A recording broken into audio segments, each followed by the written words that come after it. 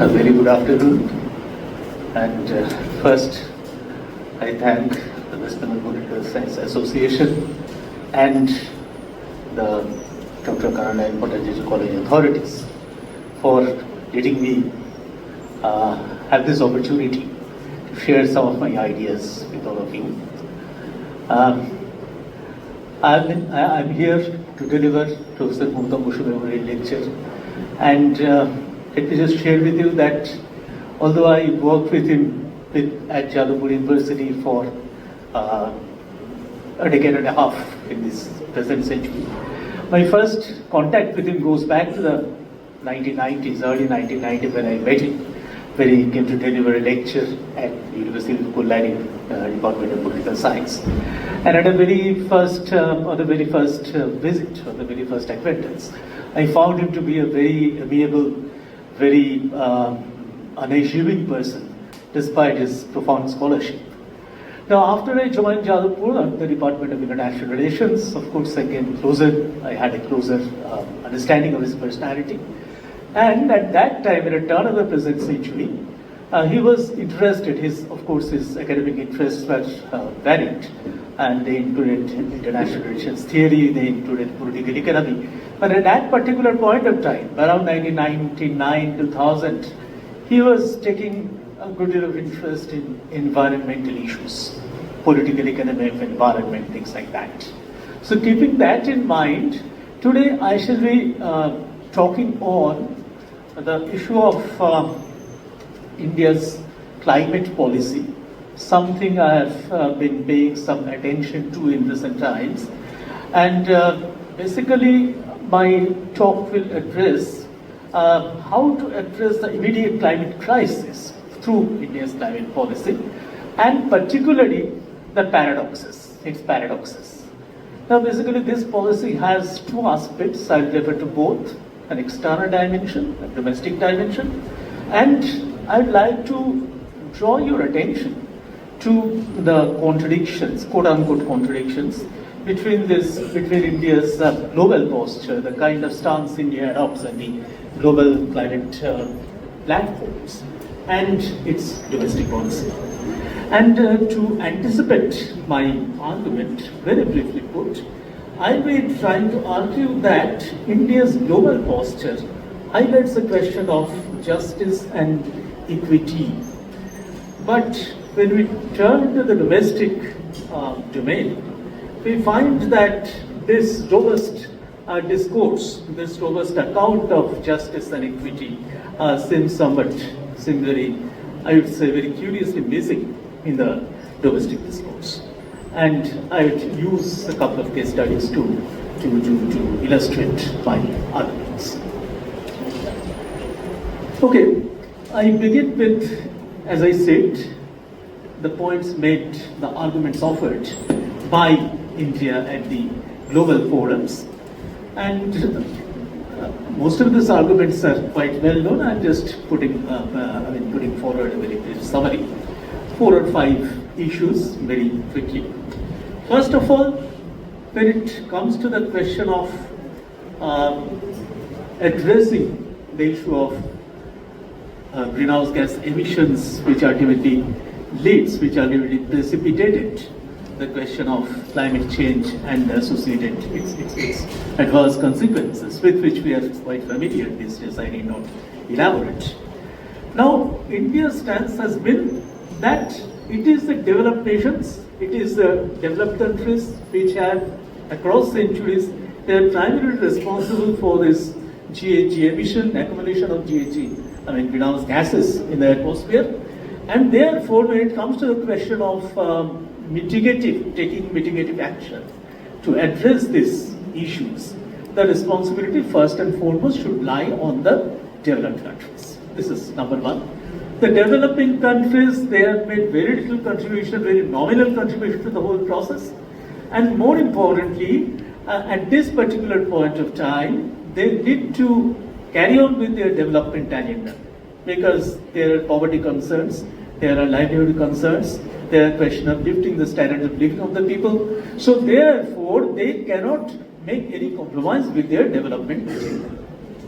Thirdly, Of course, they can undertake certain voluntary measures. They cannot be legally forced to undertake any measures, but they can take certain voluntary measures, definitely. But fourthly, they can take this kind of measures, mediating measures, only if they are supported by the Western countries, the developed countries, through financial resources and through technology transfer.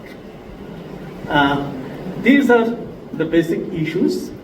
And initially, particularly if you go back to the 1990s, we find that in the international platforms, whether you talk about UN Framework Convention on Climate Change, which was adopted in 1992, or the Kyoto Protocol, which came to being in 1997, we find that there was acceptance of the common but differentiated responsibilities. That is, climate crisis, climate change related crisis is a global crisis, no doubt. Everybody, it's a crisis for everybody. But at the same time, everybody cannot participate in the same way, in the same manner in addressing this crisis, because there are differences as far as the capabilities of the developed countries and developing countries are concerned. So, as India stated, it is primarily the developed countries who will undertake measures, time-bound measures for addressing this, dealing with this crisis. However, that was 1990s. Once we enter the new century, the 2000s, in fact, there were challenges, there were questions in the 1990s also regarding this particular position, CBD, or common but differentiated responsibilities. But in the present century, these voices of protest, these voices of discontent, particularly from the developed countries, these voices, they were growing stronger. And two issues were raised particularly. Number one, the question was, the developed countries led by the United States, they argued that the UN Framework Convention or the Kyoto Protocol, they called it an unfair agreement, discriminatory, biased against the developed countries. This is one issue. And secondly, they argued that the two countries, China and India, who were industrializing first in the new century, were coming up as major economic players in the global arena. Now, how come these countries were being called developing countries, quote-unquote developing countries, and how come they were enjoying the concessions? How come they were enjoying the concessions that were meant for the developing countries? So, under this scenario, under this changing scenario, we find that there were calls for, well, a more comprehensive agreement, going beyond the Kyoto Protocol, a more comprehensive agreement, a more undifferentiated agreement, under which all countries, all emitters of greenhouse gases, whether they are located in the global north, whether they are located in the global south, they must make similar commitments, and they must be subjected to similar kinds of international scrutiny as far as addressing the question of, or as far as taking effective measures for addressing the question of climate crisis is concerned. So this ultimately paved the way for the Paris Accord, which came into being, which was signed in 2015, some 10 years ago. And now India, it accepted the Paris Accord, but at the same time, it sought the concession. It sought to integrate, or rather we can say reintroduce the idea of that differentiated responsibility, different capabilities and differential responsibilities of the developed and developing countries. And there was a concession within the Paris Accord. There are two things. One, every country, it is mandatory for each and every country to declare INDCs, that is what measures, what kind of targets they are going to set for taking effective action for mitigating climate change, climate crisis. Every country will have to do that. But there's a flexibility that fixing the target, how much I am capable of doing, how much I am willing to do, this is left to the individual countries. And we find that even the post-Paris period, yes, India ratified the Paris Accord readily. Yes, India declared a very ambitious national agenda for addressing these issues. For its three things were highlighted. That is, it will reduce the emission intensity of its economy. It will reduce its use of fossil fuel-based energy, switch to non-fossil fuel energy or alternative energy. And thirdly, creating a big carbon sink through afforestation.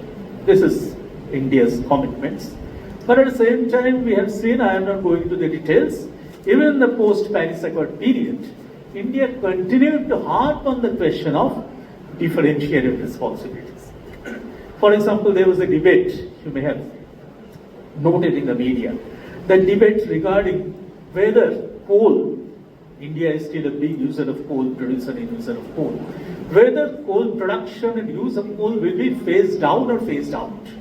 Phasing out means that you are trying to completely do away with the use of coal. But India favored the term phase out. Phase down,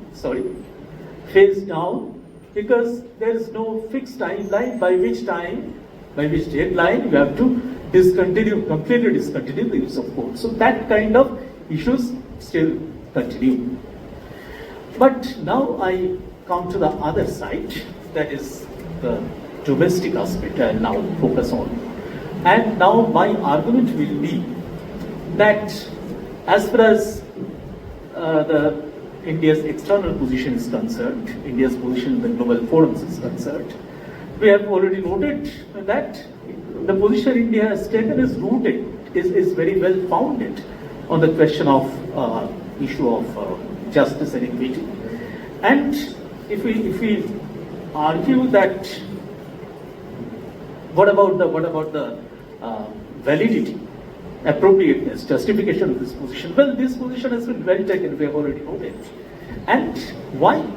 Because we know that this global climate crisis is taking place in a very unequal world.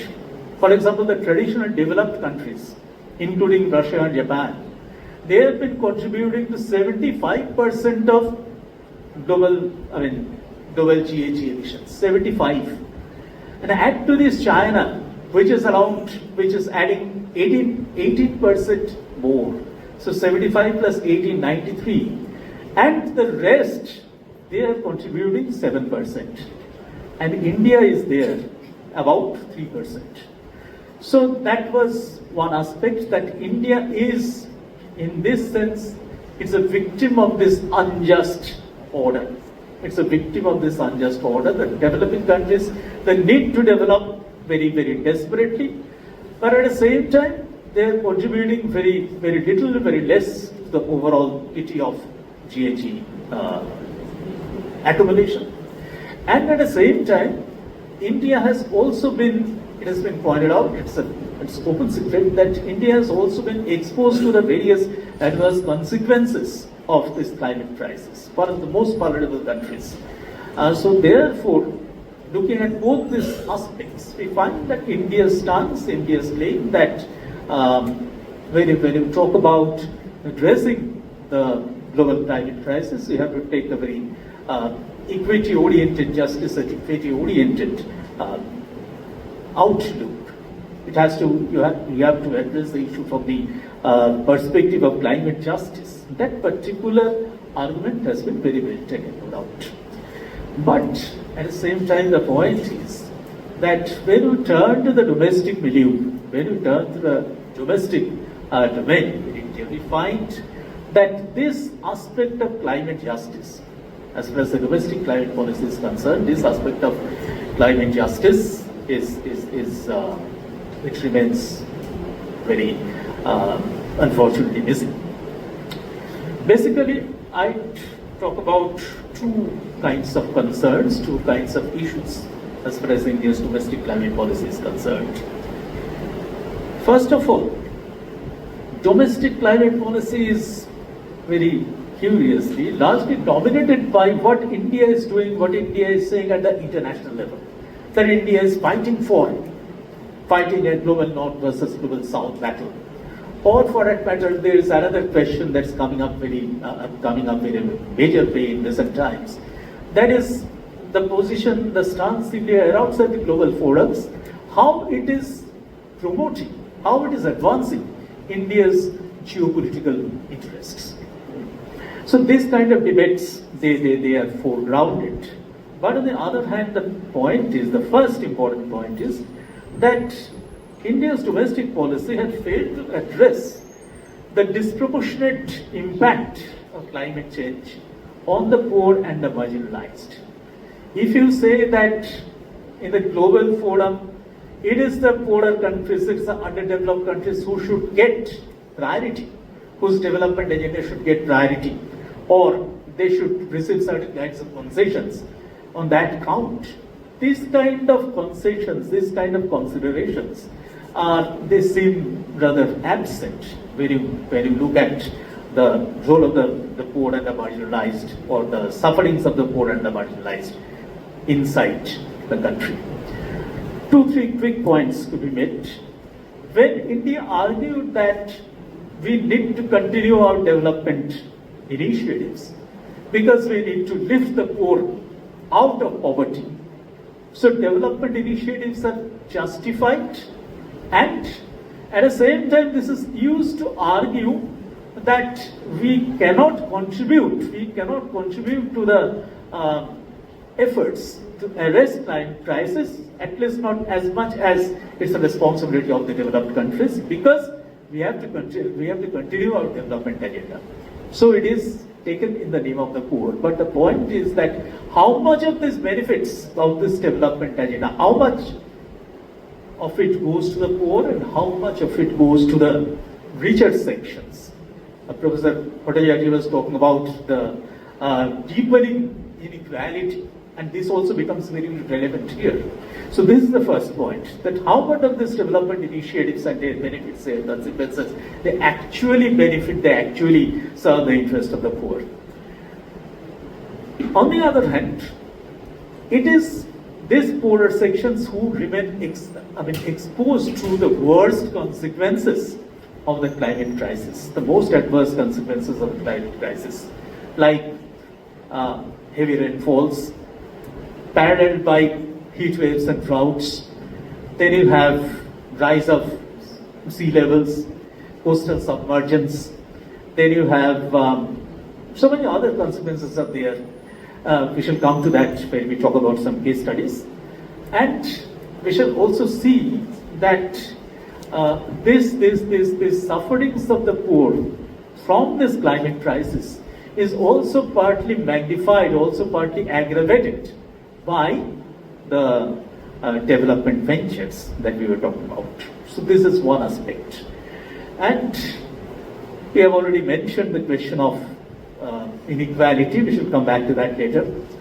And the second aspect is that when we talk about addressing the climate crisis and its worst consequences, we talk about some alternatives. For example, if you look at India's national INDC, we will find there is talk about afforestation, or there is talk about transition to alternative energy, that is not fuel-based energy. But we find that in some cases, these switches, these shifts, they also have their own kind of problems. For example, we are talking about doing away with coal-based energy. So what will happen to the future of these colliery workers, the coal miners? So these kind of questions also need to be looked at. So these are my basic contentions. Now I come to the second and last part of my argument. In the first part, I try to, as I said, bring out the basic contradictions or paradoxes of India's climate policy, particularly between its external policy stance and internal policies and programs. And now I come to illustrate it with 4 case studies very briefly. First of all, if we talk about, we are all familiar with this urban dwellers of cities, that even urban dwellers, with the onset of monsoon, we encounter very heavy rains, and we are just passing through that particular phase at present.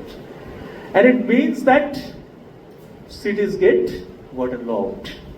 Fine. Everybody, all sections of people within the city, they have to face this kind of problems, this kind of challenges. But at the same time, we have to keep in mind that those people who remain within the gated communities, for example, they can swiftly pump out this water.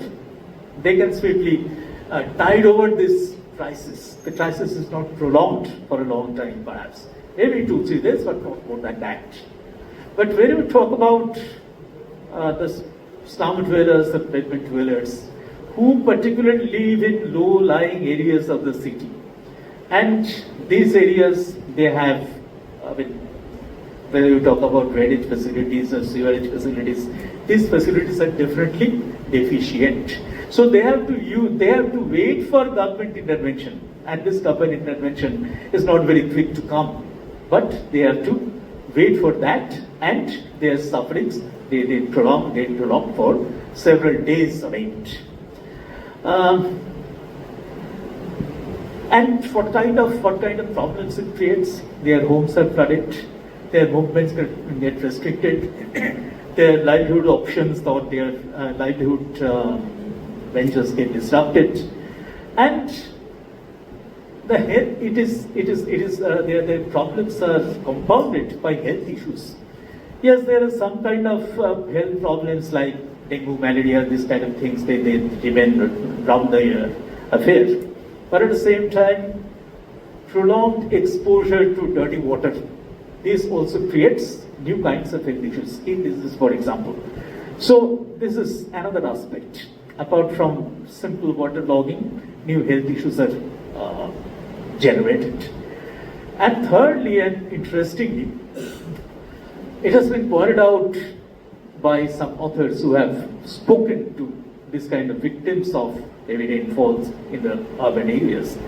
They argue that real estate boom, which could be perceived as a part of this quote-unquote development initiatives, this real estate boom has further compounded their current plight, because some respondents, they pointed out that when these urban areas, as a president pointed out in the warning, that urbanization is moving very fast at pace.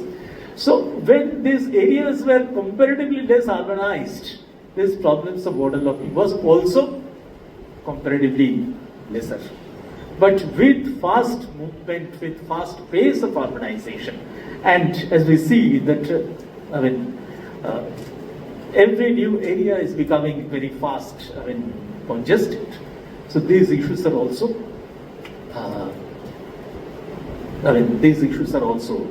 multiplying.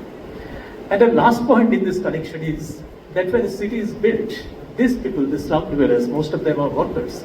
They are often hailed as the builders of the city. They contribute through their labor, cheap labor, towards building the city. But when the city is planned, very little attention is paid for this kind of informal settlements. All cities we know, all cities have this kind of people. But their problems, their kind of issues, they receive very little attention within the city planning activities. So this is my first case. The other case, the second case is also a very, very, very, we are quite acquainted with this. That's our Sundarbans, the coastal landscapes of Sundarbans. There are other coastal landscapes, but this is one instance closer to our home here. As we know that Sundarbans is a very complex and climatologically vulnerable ecosystem. Rising sea, the examples we have mentioned earlier, rising sea and violent storms, they very regularly sweep the mud homes out of existence. Embankments are breached, and saline waters they flood the land. And very interestingly, experts who deal with these issues, they point out a geography of inequality even within this particular region. What does it mean? It means that the poorer sections of the people within the Sundarbans, often they are landless people, and they live on the river's edge, either on the river's edge or next to the embankment, so that they, including their whatever property they have, they get it first when the storms hit or when the sea levels rise. And a second issue we can mention here, this is also interesting, and this is a new issue that has come up in the present century. We recall the cyclone Ayla, 2009-2010, and it has been since then several other cyclones have hit this region in close succession. And cyclone Ayla has made the livelihood issues of this particular part of Bengal somewhat uncertain, and it has expedited migration of labor from Sundarbans to other areas, other parts of the state or other parts of the land. And we find that this has generated a new challenge to the women who are left behind. If the man goes out, the woman stays back. And in addition to the household duties, this has posed new kind of challenges. They will have to supplement the kind of remittance income sent back from abroad by their husbands, the man in the family, and they have to take to very risky kind of occupations like crab catching. So this is another aspect of the Sundarban landscape. Now I come to my last two cases, and here my point is going beyond the question of the sufferings of the poor and the underprivileged. In the last two cases, my point is the problems, the issues generated by the quote-unquote solutions. And here we talk about two things. One is the question of switch to non-fossil fuel-based alternative energy potential. India has, as we have seen, that in its promise, it has already promised to undertake such a switch. But there are several issues involved here. Number one, despite these kind of promises, despite this kind of undertakings, coal still remains a major source of energy supply in India, and Coal India's production target has been enhanced, somewhat in contradiction with, somewhat in opposition to India's international commitments. Coal India's production targets have been enhanced. And if you look at the various sectors of the economy, it is a manufacturing sector which is most energy guzzling, and energy here primarily means fossil fuel based energy like coal. So if you switch to alternative kind of energy, it will push up the energy price. Coal is cheaper, alternative energy till now it is costlier. So which way you would go? You would curtail your manufacturing, or you will be ready to pay higher prices. It's a very crucial dilemma. And going beyond that, what about the fossil fuel workers, the workers who get engaged in this particular trend? That is, you have to provide alternative kind of jobs for them. Either have to retrain them or alternative jobs which fit their particular skill sets, their particular training. So that's given another challenge.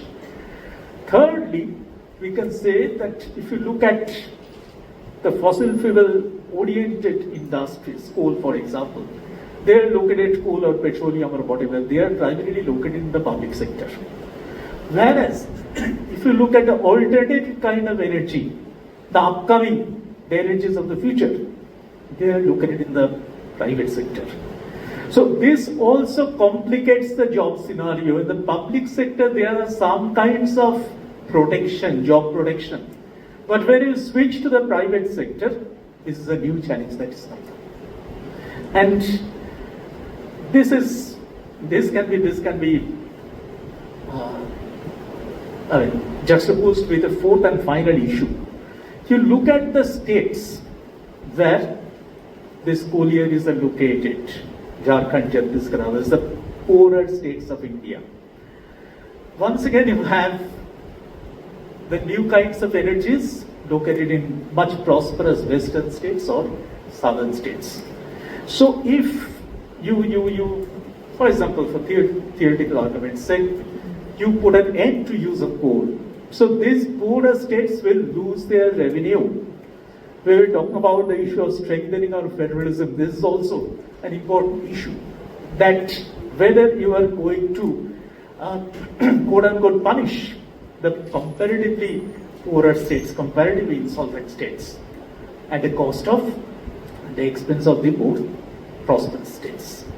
So all these issues are associated with the question of switching to non-fossil fuel based energy resources.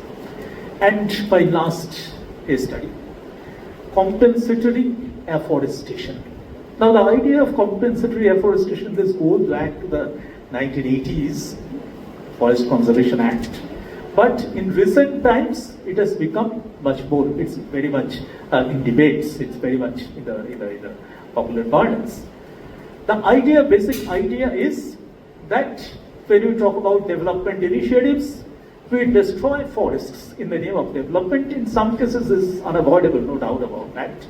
So therefore, we have to compensate for this forest destruction for non-forest purposes, forest diversion for non-forest purposes, and by replanting, by creating new forests, new forest lands. Now, this has also raised certain issues. Number one, if you look at things from this perspective, you will find that destruction of forest gets kind of normalized. The impression is that, well, grant of forest clearance, it will be automatic. Because there is an alternative that we have the option of planting new saplings, creating new forests. So why not destroy forests? This creates a kind of justification. Second thing is that there is a kind of assumption, some call it a dubious assumption, that all forests are uniform. If forest is lost at one place, one kind of forest is lost, it could be made up at another location. If you remember, there was a controversy a few years ago that forests were destroyed in the Greater Nicobar Islands for some purposes, infrastructure development, building purposes, and forests were created against this destruction in Haryana, in the Aravallis of Haryana. Now, as far as simple logic goes, it's fine. You are destroying it here, you are recreating it there. But whether you are creating the same kind of forest land, this question comes up.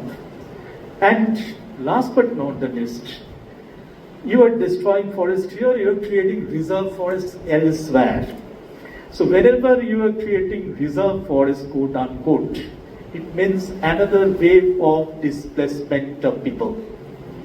So it was displaced, for example, in our example, there was one kind of displacement there in Nicobar. Another kind of displacement is going to take place in Haryana.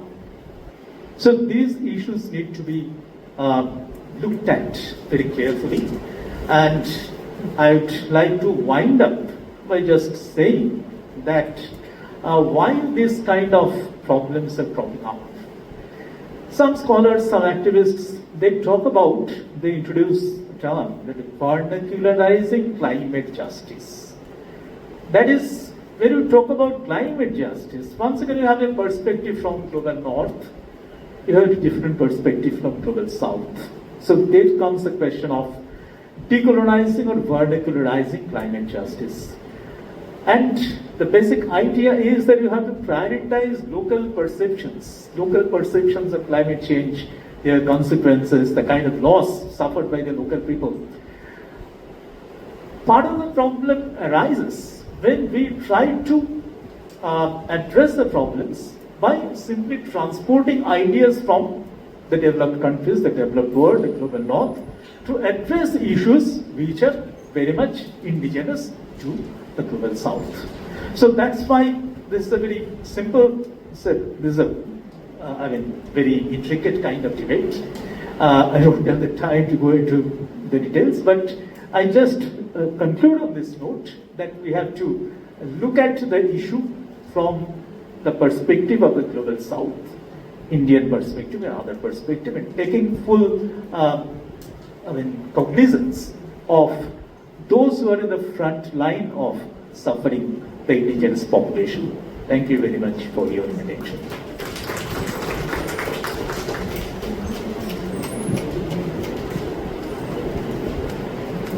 Thank you very much, sir. Now we have a lunch time for 30 minutes, and after 30 minutes, paper presentation panel session will be start. তো যে শিডিউলটা আপনাদের প্রত্যেকের কাছে আছে, মানে ওই registration কিদের সঙ্গে দেওয়া হয়েছে, তো সেখানেই প্রত্যেকের রুম নাম্বার দেওয়া আছে এবং কে কে চেয়ার করবেন। তো আপনার 30 মিনিট পর আপনারা প্রত্যেকে ওই রুমে চলে যাবেন, যে রুমে আপনাদের পেপার আছে। Thank you very much.